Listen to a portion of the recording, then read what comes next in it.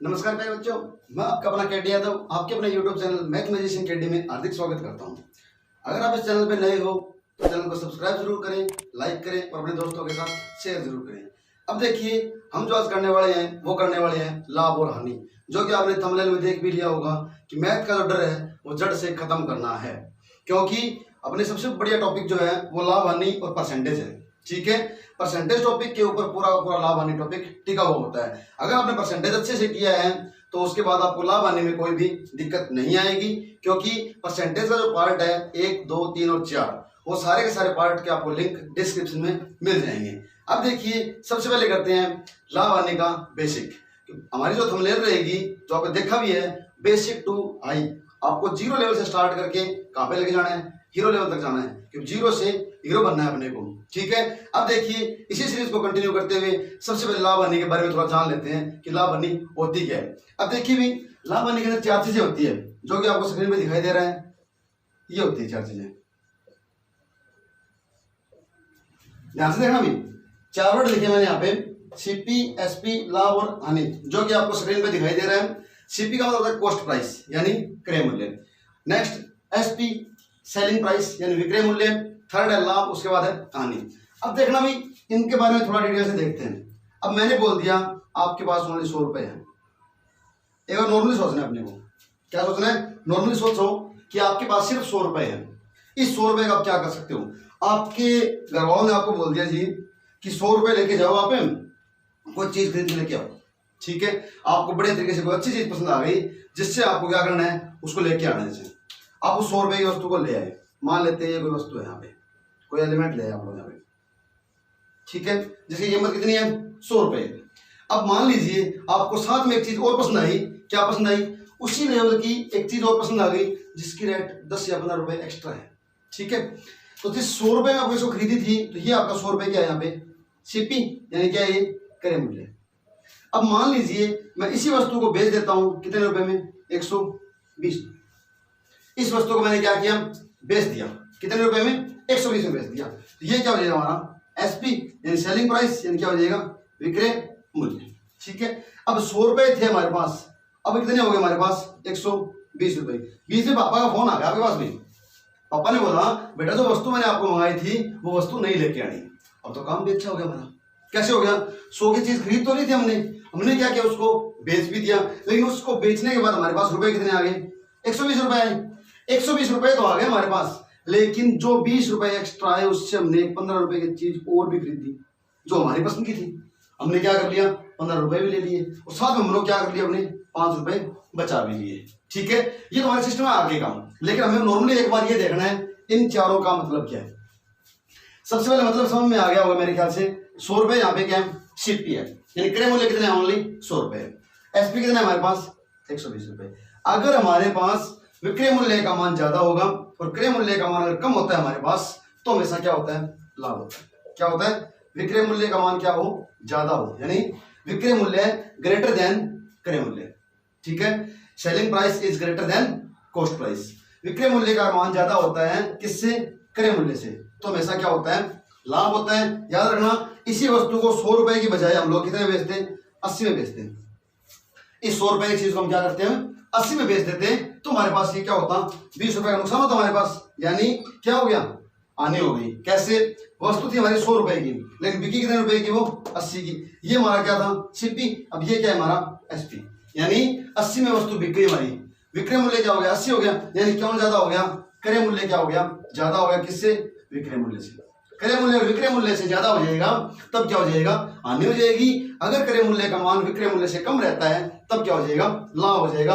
अब देखना भी, अब लाभ हुआ कितना, लाभ कैसे निकालेंगे, विक्रय मूल्य में से क्या कर देंगे, क्रय मूल्य को माइनस कर देंगे। लाभ कैसे निकालेंगे, विक्रय मूल्य को क्रय मूल्य में से माइनस कर देंगे, तो हमारे पास क्या हो जाएगा, लाभ हो जाएगा। विक्रय मूल्य हमारे पास 120 रुपए, 100 रुपए हमारा क्रय मूल्य है, तो मान कितना हो जाएगा, 20 रुपए। 20 रुपए हमारा क्या हो जाएगा, लाभ हो जाएगा। अब यहाँ पे देखिए, इसी सीरीज में 100 रुपए क्रय मूल्य है, 80 रुपए हमारा विक्रय मूल्य है, तब क्या हो जाएगा, हानि। क्योंकि क्या करेंगे, हानि निकालेंगे, तो कैसे निकालेंगे, हानि क्रय मूल्य माइनस विक्रय मूल्य, क्रय मूल्य माइनस विक्रय मूल्य। अब देखिए, क्रय मूल्य माइनस विक्रय मूल्य, क्रय मूल्य 100 रुपए, 80 रुपए हमारा क्या है, विक्रय मूल्य, तो 20 रुपए का हमें क्या हो जाएगा, घाटा हो जाएगा।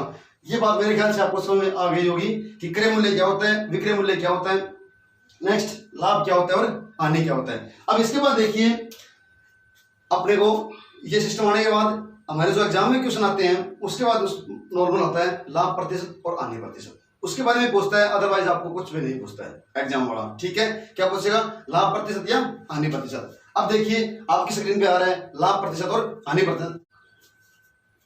अब देखो भी स्क्रीन पे आ गया आपके लाभ प्रतिशत और हानि प्रतिशत। अब सबसे इंपॉर्टेंट चीज एक तो है लाभ प्रतिशत और एक है हानि प्रतिशत।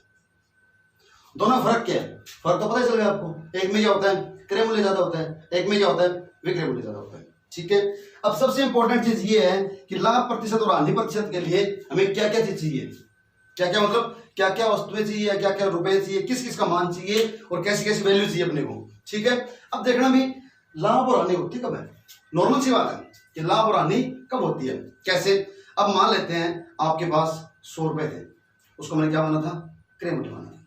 100 रुपए को क्या माना था हमने, क्रय मूल्य माना था। अब मेरे को ये बताओ आप, अगर आपके पास 100 रुपए है ही नहीं, सपोज दैट एक बार मान लेते हैं कि आपके पास 100 रुपए भी नहीं है। ठीक है, अगर 100 रुपए भी नहीं होंगे आपके पास तो कोई चीज खरीद सकते हो या कुछ बेच सकते हो आप? आपका जवाब आएगा नहीं सर, हम लोग नहीं बेच सकते और नहीं खरीद सकते। क्यों? क्योंकि आपके पास क्या नहीं है, क्रय मूल्य नहीं है, मतलब खरीदने के लिए हमारे पास पैसे भी नहीं है। अब देखिए मतलब लाभ और हानि, लाभ और हानि दोनों किस पे होते हैं, हमेशा क्रय मूल्य पे, यानी सीपी पे होते हैं, यानी कॉस्ट प्राइस पे होते हैं, कॉस्ट प्राइस पे। ध्यान रखना भी लाभ और हानि हमेशा किस पे होते हैं, कॉस्ट प्राइस पे होते हैं, यानी क्रय मूल्य पे होते हैं लाभ और हानि। अब देखिए लाभ प्रतिशत और हानि परसेंट याद करना है। लाभ प्रतिशत को लाइन टू लाइन चलना है भी, क्वेश्चन आपको खुद जवाब देगा।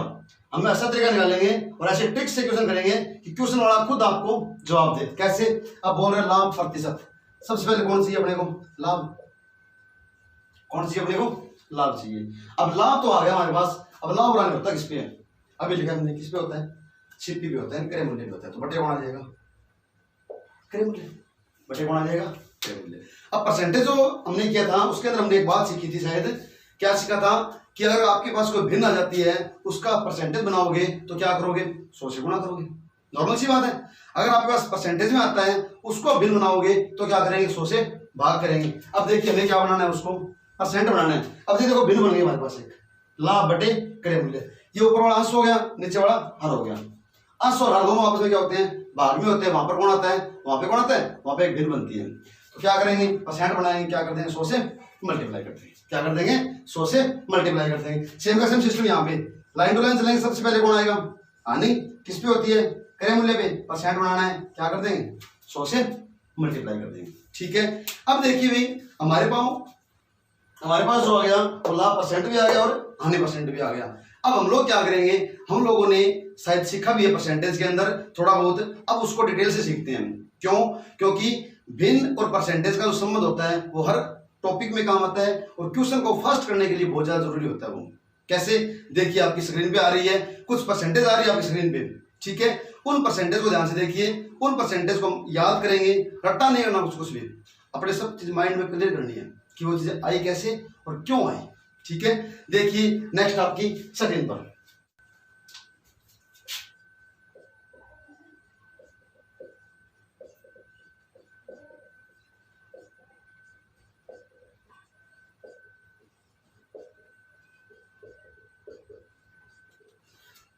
देखिए भी स्क्रीन पे आने के बाद मैंने इसको सेम का सेम रीराइट कर दिया पूरा जो आपको स्क्रीन पे दिखाई दे रहा है वही मैंने क्या कर दिया, बोर्ड पे लिख दिया। ठीक है, अब देखना भी स्क्रीन पे आपको दिखाई दे रहा है 10 की टेबल। ठीक है, आपको मैंने पहले लिखा था कि अगर आपको कुछ चीज याद नहीं कर, मतलब रट्टा नहीं लगाना, उसको ओनली क्या करनी है, समझ के करना है। और आप जो भी चीज देखो आपका डायरेक्ट क्या आना चाहिए, आंसर आना चाहिए। कैसे आएगा देखना भी, अब ये आ गया आपके सामने 10 की टेबल। ठीक है, अब इसकी जो वैल्यू आ रही है, 10 की वैल्यू 1/10 होती है, 20 की वैल्यू 2/10 होती है। हम याद कैसे करें, देखो मैथ सीखने के लिए आपको सबसे पहले इंपॉर्टेंट है 1 से लेकर 10 तक गिनती आनी चाहिए। आपको 1 से लेकर 10 तक गिनती आनी चाहिए। क्या आनी चाहिए, 1 से लेकर 10 तक गिनती। अब नेक्स्ट आप क्या कर रहे हो, आप कर रहे हो परसेंटेज से भिन्न। क्या कर रहे हो, परसेंटेज से भिन्न कर रहे हैं हम लोग, कि परसेंटेज से भिन्न कैसे बनाएंगे, ये वेक्टर कर रहे हैं हम लोग। ठीक है, तो परसेंटेज से भिन्न बनाएंगे, उसके लिए हम लोग क्या करते हैं, परसेंटेज से जो भिन्न बनाते हैं उससे हम क्या करते हैं, 100 से भाग करते हैं। क्या करते हैं, 100 से भाग करते हैं। ध्यान से सुनना मेरी बात। सबसे पहला काम रहेगा हमारा गिनती लिखने का। क्यों? क्योंकि हम लोग मतलब ये है कि जहाँ पे गिनती लिखी जाएगी वहाँ पे क्या हो जाएगी, वैल्यू आ जाएगी। तो गिनती लिख दी मैंने 1 2 3 4 5 6 7 8 9 और 10। ठीक है, इतना मैटर हमने लिख दिया है। अब देखो भाई क्या बोला मैंने, परसेंटेज से भिन्न बनाते हैं तो 100 से भाग करते हैं। क्या करते हैं? 100 से भाग करते हैं। अब 100 से भाग करने की बजाय अगर मैं 100 की जो सामने संख्या है, 100% की जो सामने संख्या है उससे अगर भाग कर दूं तो किसी को कोई दिक्कत है? मेरे ख्याल से तो नहीं है। क्यों? कि 100% से भाग करो या फिर किसी और से भाग करो, जो 100 के सामने है उससे भाग करो, कोई दिक्कत तो नहीं हो सकती। तो मैंने क्या कर दिया, उससे भाग कर दिया।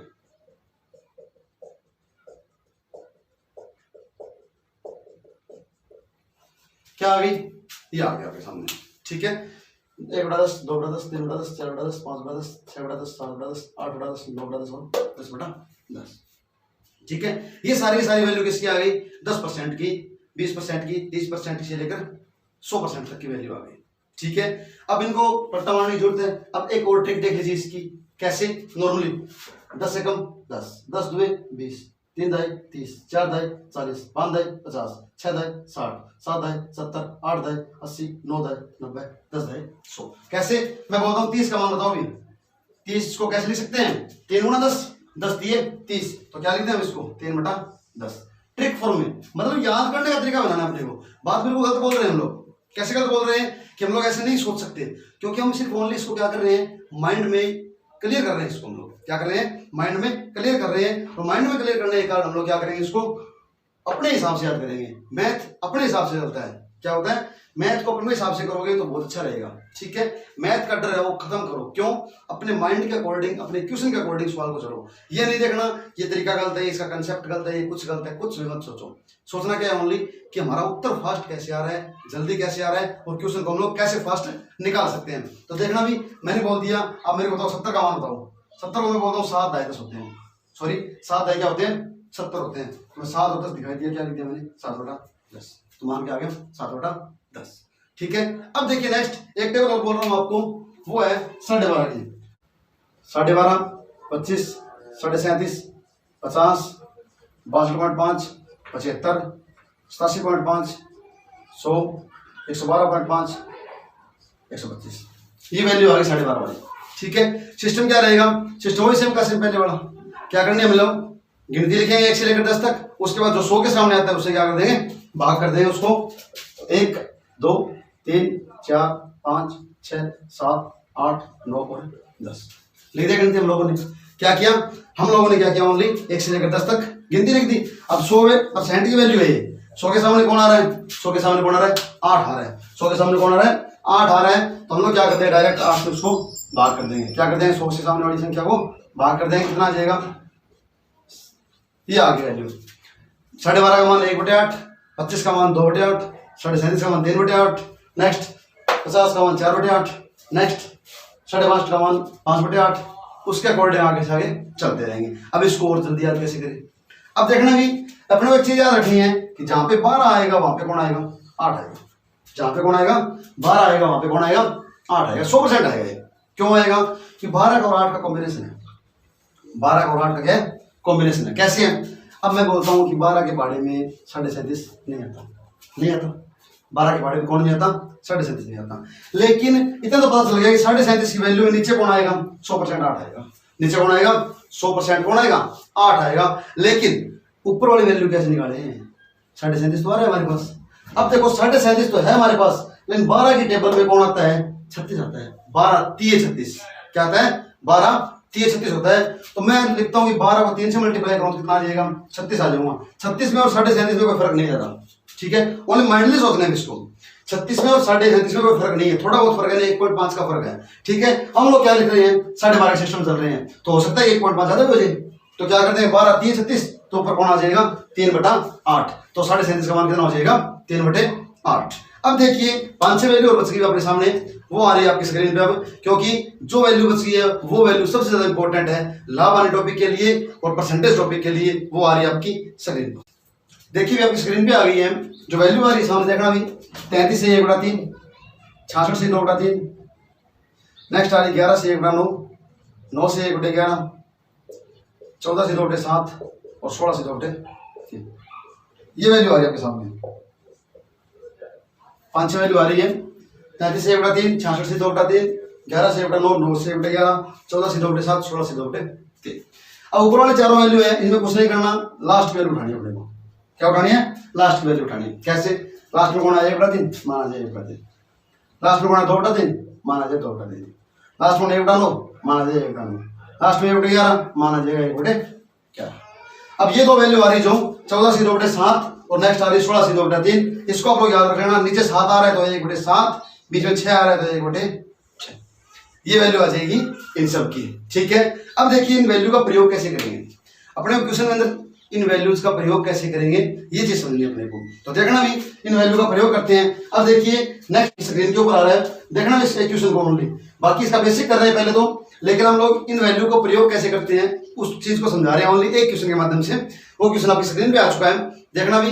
ये बोल रहा है किसी वस्तु को बेचने पर जो लाभ हो रहा है वो जो क्रय मूल्य का 2/5 बड़ा है। ठीक है, कि जो लाभ हो रहा है वो क्या हो रहा है? क्रय मूल्य का 2/5 हो रहा है। तो अपने को क्या चाहिए? लाभ परसेंट चाहिए। अब देखना भी यहाँ पे क्या बोल रहे हैं, 2/5 बोल रहे हैं। क्या बोल रहे हैं यहाँ पे? 2/5 बोल रहे हैं। अब हम लोगों ने 2/5 की वैल्यू सीखी है। क्या सीखी हम लोगों ने? 2/5 की वैल्यू भी लिखी, निकाली हम लोगों ने, स्टार्टिंग में निकाली थी, 10 की टेबल में निकाली थी हम लोगों ने। हम लोगों को क्या मिला है? भिन्न फॉर्म में मिला है, फ्रैक्शन फॉर्म में मिल गया ये। लेकिन हम लोग किसका निकाल रहे हैं? हम लोग इसका परसेंटेज फॉर्म में निकाल रहे हैं। क्वेश्चन में क्या बोल रहा है? एक तो बोल रहा है लाभ और एक बोल रहा है क्रय मूल्य। अगर लाभ में और क्रय मूल्य में कोई भी संबंध नहीं दर्शाता है और एक्स्ट्रा कोई भी संबंध नहीं बोल रहा है, ओनली क्या बोल रहा है? 2/5 का बोल रहा है, तो 2/5 दिखाई देगा। किसका मान होता है? 40% का मान होता है। 2/5 किसका मान होता है? 40% का मान होता है। तो आपका उत्तर कितना आ जाएगा? 40% आ जाएगा। अब बताइए मेरे को कि जो हम लोग फ्रैक्शन फॉर्म याद कर रहे हैं उनका बेनिफिट हो रहा है या नहीं हो रहा है? क्योंकि हम लोगों ने क्या किया? ओनली 2/5 को याद रखा। क्या रखा? 2/5 को मान याद रखा, क्योंकि 40% की जो वैल्यू थी 4 × 40, ये होते हैं ना 4/10। इसको काट देते हैं, 2 × 2 = 4, 5 × 2 = 10, मान क्या आ रहा है? 2/5। तो 2/5 वैल्यू होती है 40% की, तो अब कैंसिल कितना आ जाएगा? 40% आ जाएगा। ठीक है, अब देखिए, अब अपने जो टाइप नंबर 1 से स्टार्ट करते हैं कि लाभ आने का जो बेसिक था वो सारा लगभग हो चुका है। इसके बाद हम लोग आते हैं टाइप नंबर 1 बेसिक क्वेश्चन पे। इसके क्वेश्चन कैसे करने हैं आप लोगों को वो आप तरीका देखिए। चलेंगे फ्रैक्शन फॉर्म में ही, फ्रैक्शन सबको आपको याद करनी ही पड़ेगी। तो देखिए नेक्स्ट क्वेश्चन नंबर 1 आपकी स्क्रीन पे आ रहा है। क्वेश्चन नंबर 1, क्वेश्चन नंबर 1 बोल रहा है भी कि एक जो व्यक्ति है वो क्या कर रहा है? एक वस्तु को 5,000 रुपये में खरीदा है। क्या बोल रहा है? एक व्यक्ति एक वस्तु को 5,000 रुपये में खरीद रहा है और उसको बेच कितने में रहा है? वो 6,000 में बेच रहा है। यानी 5,000 में खरीदा, बेचा कितने में? 6,000। ठीक है, 5,000 में खरीदा और 6,000 में बेच दिया। पूछ क्या लिया अपने को? लाभ परसेंट पूछ लिया। अब ध्यान से देखना भी, कुछ नहीं करेंगे इसके अंदर, बिल्कुल इजी फॉर्म में। सबसे पहला काम क्या है? 3 0 यहाँ पे, 3 0 यहाँ पे कैंसिल हो गया। क्या हो गया? 3 0 ऊपर दे रखी है अपने को और 3 0 नीचे दे रखी है, क्या हो गई? कैंसिल हो गई। ठीक है, अब देखिए 5 रुपए की वस्तु थी, कितने में बिकी? 6 में बिकी। 5 रुपए की वस्तु कितने में बिकी? 6 रुपए में बिकी। तो अब ये बताओ मेरे को, 6 रुपए में बिकने के बाद लाभ होगा या नहीं होगी? 100% लाभ होगा, क्योंकि क्वेश्चन वाला ही बोल रहा है। क्या निकालना है? लाभ परसेंट तो निकालना है। अब देखना भी 6 रुपए की में बिक रही है 5 की वस्तु, तो लाभ कितने रुपए का हुआ? 6 - 5 कितने हो जाएगा? 1 रुपए का लाभ हो जाएगा। अब 1 रुपए का जो लाभ हुआ वो हुआ किसके ऊपर? 1 रुपए का लाभ किस पे होता है? हमेशा लाभ और हानि किस पे होते हैं? क्रय मूल्य पे। क्रय मूल्य कितना हमारा? 5 रुपए। क्रय मूल्य कितना हमारा? 5 रुपए। ठीक है, अब देखिए 1 रुपए का लाभ किस पे हो रहा है? 5 रुपए पे। मान आ गया 1/5 किसका होता है? 20% का। किसका होता है? 20%। किसका मान होता है? 20% का। तो आपका उत्तर कितना आ जाएगा? 20%। अब देखिए नेक्स्ट इसी सीरीज को कंटिन्यू करते हुए क्वेश्चन नंबर 2 आ रहा है आपकी स्क्रीन पर। क्वेश्चन नंबर 2 बोल रहे हैं भी कि एक वस्तु का जो क्रय मूल्य है वो है 500 रुपए और विक्रय मूल्य है उसका 700 रुपए। एक वस्तु का क्रय मूल्य कितना है? 500 रुपए, विक्रय मूल्य 700 रुपए। सबसे पहला काम 2 0 से 2 0 कैंसिल, 2 0 से 2 0 क्या होगी? कैंसिल होगी। अब 5 रुपए की वस्तु है, कितने बिक रही है? 7 रुपए बिक रही है। कितने कमाए उसने? 2 रुपए। कमाएगा किस पे? 5 रुपए पे। क्यों? वस्तु का क्रय मूल्य कितना है? 5 रुपए। कमाएगा किस पे? 5 रुपए पे। 2/5 मान किसका होता है? 40% का। मान किसका होता है? 40% का। तो हमारा उत्तर कितना आ जाएगा? 40%। अब देखिए नेक्स्ट क्वेश्चन नंबर 3 आ रहा है आपकी स्क्रीन पर। क्वेश्चन नंबर 3, क्वेश्चन नंबर 3 आ गया आपकी स्क्रीन के ऊपर। अब थोड़ा सा उसको, थोड़ा सा जो पहले वाले जो क्वेश्चन थे उससे थोड़ा सा इसको एडवांस कर दिया, बिल्कुल थोड़ा सा। कैसे, क्या बोला इसने, इसने बोला कि एक वस्तु को 600 में खरीदा गया, यानी सीपी कितना है उसका 600 रुपये, एक वस्तु को 600 में खरीदा गया, क्रय मूल्य कितना हो गया 600 रुपये। अब साथ में बोल रहे हैं लाभ परसेंट हो रहा है उसको कितने रुपए का 20%, कितने का 20%, ठीक है। ज्ञात क्या करना है विक्रय मूल्य, नेक्स्ट क्या करना है, अपने को क्वेश्चन में कुछ नहीं करना होता भाई, क्वेश्चन में सिर्फ ओनली इतना ही करना है अपने को कि उसको उठाना, किसको ओनली इसको उठाना, बीच वाले फॉर्म को उठाना होता है कि जो लाभ परसेंट बोल रहा है उसको उठाओ, उसके अंदर सब चीजें होती है, क्यों क्यों होती है, कारण इसका ये कि लाभ परसेंट किस पे होता है क्रय मूल्य पे होता है, लाभ हमेशा किस पे होता है क्रय मूल्य पे होता है। अब लाभ होता कब है, जब कोई वस्तु को खरीदेंगे और कोई वस्तु को बेचेंगे, यानी क्रय मूल्य भी आ गया और विक्रय मूल्य भी आ गया उसके अंदर, तो दोनों चीजें आ गई, क्रय मूल्य भी आ गया, विक्रय मूल्य भी आ गया, और कौन आ गया लाभ भी आ गया, तीनों चीजें आ गई। इसमें से आपको जो चीजें जरूरत होती है वो रख लो, बाकी को छोड़ दो। अब देखिए 20% की वैल्यू कितनी होती है 1/5, 20% की वैल्यू कितनी होती है 1/5, यानी मेन चीज क्या है, ये जो हमारी होती है मेन वैल्यू, और ये जो होती है हमारी होती है चेंजिंग वैल्यू। ऊपर वाली कौन होती है चेंजिंग वैल्यू, और नीचे वाली होती है वो होती है मेन वैल्यू। यानी ये जो वैल्यू मेन वैल्यू का मतलब किस पे होता है, लाभ और हानि क्रय मूल्य पे। तो ये कौन है हमारा लाभ, ये कौन है हमारा लाभ, ठीक है। अब देखो 5 रुपए की चीज थी 1 रुपया कमाना है, 5 रुपए की चीज है 1 रुपया कमाना है, तो कितना में बेचेंगे उसको 6 रुपए में। कैसे, 5 की चीज है 1 कमाना है, तो 5 में कितने हो गए 6 हो गए। एसपी कितना हो गया हमारा, एसपी हमारा हो जाएगा 6 रुपए। यानी 5 की वैल्यू हमारे पास दे रखी है, निकालनी किसकी है 6 की निकालनी है। 5 की वैल्यू कितनी है हमारे पास 600 रुपए, 5 की वैल्यू कितनी है 600 रुपए, तो 1 की वैल्यू कितनी आ जाएगी 600/5, 5 से कम 5, 5 2 10, यानी 120 रुपए आ गई। 5 की वैल्यू 600 रुपए है, तो 1 की वैल्यू कितनी आ जाएगी 120 रुपए आ जाएगी। अब 120 से हम किसके निकाल सकते हैं 6 के निकाल सकते हैं, तो 120 गुणा 6 मान आ जाएगा 720, 12 से 72, यानी कितना आ जाएगा 720 रुपए। अब देखिए 720 जो आ गया ये हमारा क्या हो जाएगा विक्रय मूल्य हो जाएगा, क्योंकि 600 रुपए में वस्तु खरीदेगा 20% का वो लाभ प्राप्त करता है, तो कितने में बिकेगी वस्तु 720 रुपए बिक जाएगी, तो हमारा विक्रय मूल्य आ जाएगा 720। अब देखिए इसी प्रकार का थोड़ा सा नेक्स्ट क्वेश्चन, उससे भी थोड़ा सा हाई लेवल कर देते हैं उसको, ठीक है। देखना नेक्स्ट क्वेश्चन नंबर, क्वेश्चन बोल रहे हैं आपको कि कोई वस्तु है 240 रुपए बिक रही है, तो उसको 20% की हानि होती है, अपने को 10% का लाभ प्राप्त करना है, ठीक है। अब देखना 20% की हानि हो रही है उसको, तो क्या प्राप्त करना है उसको लाभ प्राप्त करना है। कैसे, 20 की हानि, 20 का मान कितना होता है 1/5, यानी ये क्या हमारी छिपी, ये हमारी क्या है एक सिप्पी और एक क्या है हानि। अब देखना भी हानि जहां पे होती है वहां पे क्या होता है माइनस होता है, लाभ जहां पे होता है वहां पे क्या होता है प्लस होता है। तो एसपी कितना आ जाएगा हमारा सिप्पी, ओ सॉरी ये खुद बोल रहे हैं अभी 240 में बेचने पर, तो ये क्या हमारा एसपी है, ये हमारा क्या है एसपी है, क्योंकि इसने एसपी दे रखा अपने को कि 240 में बेचने पर क्या हुआ हमारा सिप्पी रहेगा अभी, क्योंकि हानि किस पे होती है लाभ हमेशा किस पे होता है क्रय मूल्य पे होता है, तो ये क्या रहेगा हमेशा सीपी रहेगा। तो क्रय मूल्य कितना 5 रुपए, तो एसपी कितना आ जाएगा हमारा 5 में से कितना हो गया 4, 5 में से कितना हो गया 4। अब एसपी हमारा आ गया 4 रुपए, ठीक है। एसपी 4 आ गया, सीपी कितना है 5, हानि तो होगी 100%। कैसे, 5 की चीज 4 रुपए बिक रही है, तो 1 रुपया घाटा हो गया ना, ये हमारी तरफ से हो गया। परसेंटेज फॉर्म में कितने है 20% का घाटा हुआ है, यानी 4 की वैल्यू अपना कितने दे रहा है ये 240 दे रहा है, 4 की वैल्यू 240, तो 1 की वैल्यू कितनी आ जाएगी 240/4, पूछे कितनी है क्रय मूल्य निकालेंगे 5 की वैल्यू, 5 की वैल्यू आ जाएगी 240/4 गुणा 5, मान आ जाएगा 300, मान कितना आ जाएगा 300 रुपये, ठीक है। 4 से काट दें 60 तक जाएगा, और 60 को 5 से करेंगे 300 रुपये आ जाएगा, ठीक है। अब देखना भी 300 रुपये आ गया उसका क्रय मूल्य। 300 रुपये की चीज है, बेचने कितने है उसको 10% का लाभ दिखाना है, उसको 10% का लाभ दिखाना है। अब 10% का लाभ और 10% की संख्या का निकालते हैं तो कैसे करते हैं, ये भी आपको मैंने परसेंटेज में बता रखा है। किसी संख्या का 10% कैसे निकालेंगे, एक अंक छोड़ के क्या करते हैं उसको पॉइंट लगा देंगे, एक अंक छोड़ के क्या कर देंगे पॉइंट लगा देंगे, तो 30 रुपए का उसको क्या हो जाएगा लाभ, तो 30 रुपए का लाभ हो गया, कितना बन गया वो 330 रुपए बन गया, कितना बन गया 330 रुपए। तो आने देखना भी 330 रुपए हमारा क्या हो जाएगा नेक्स्ट विक्रय मूल्य हो जाएगा, जो कि हम लोग क्या करना है फाइंड करना है, कब 10% का लाभ होने के बाद। 300 रुपए ये था, 30 रुपए इसका लाभ हो गया, क्योंकि यह अपने को लाभ चाहिए, तो लाभ हो गया तो मान आ गया 330 रुपए, ठीक है। अब देखिए नेक्स्ट थोड़ा सा और क्वेश्चन को आगे करते हैं। आज का लास्ट क्वेश्चन करेंगे, बाकी पार्ट नंबर 2 इसका आएगा नेक्स्ट, कल आएगा पार्ट नंबर 2। तो आज करते हैं आज का लास्ट क्वेश्चन। देखिए आपकी स्क्रीन पर बोल रहे भी कि 30 वस्तुओं का क्रय मूल्य 27 वस्तुओं के विक्रय मूल्य के बराबर है। क्या बोल रहा है? 30 वस्तुओं का क्रय मूल्य 27 वस्तुओं के विक्रय मूल्य के बराबर है। तो आपको लाभ या हानि परसेंट याद करना है। 30 वस्तुओं का क्रय मूल्य बराबर किसके है? 27 वस्तुओं के विक्रय मूल्य के बराबर है। 30 वस्तुओं का क्रय मूल्य 27 वस्तुओं के विक्रय मूल्य के बराबर है। तो याद रखना भी, जहां पे बराबर की फॉर्म में आता है ये, तो हमेशा इसका मान हमेशा आगे बढ़ा होता है और इसका मान हमेशा क्या होता है? पीछे बढ़ा होता है। ठीक है, क्यों?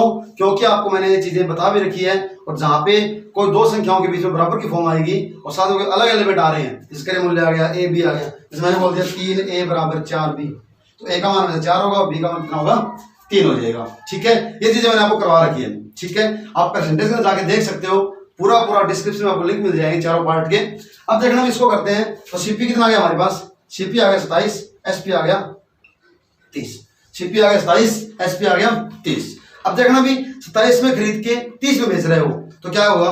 100% लाभ होगा। क्या हो जाएगा? लाभ हो जाएगा। लाभ कितना हो जाएगा? 3 रुपए का।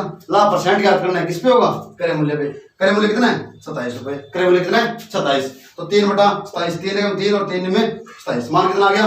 1/9। अब मैंने आपको 1/9 की फ्रैक्शन लिखा रखी है कि 1/9 किसकी वैल्यू होती है? 11 से 1/9% की। तो मान कितना आ जाएगा? 11 से 1/9।